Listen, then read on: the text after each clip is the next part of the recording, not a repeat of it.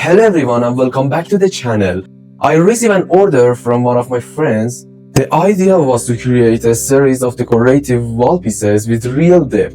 They would have a glass cover on top, create a compact piece of wall art that could add character and atmosphere to a room. The theme they wanted was military inspired, a rifle, a tactical weapon, a grenade, bottle casing, and other similar items. The challenge was that this kind of objects are difficult to find, quite expensive, and in many cases even require permit to own or display. So we decided to take a different approach. This is also a big milestone for me. It's the first large product order I've taken. Until now, I've mostly been making one-off custom parts. Now I'm taking the next step toward producing a small batch production using the 3D printer I built myself. So I design and manufacture everything using that printer.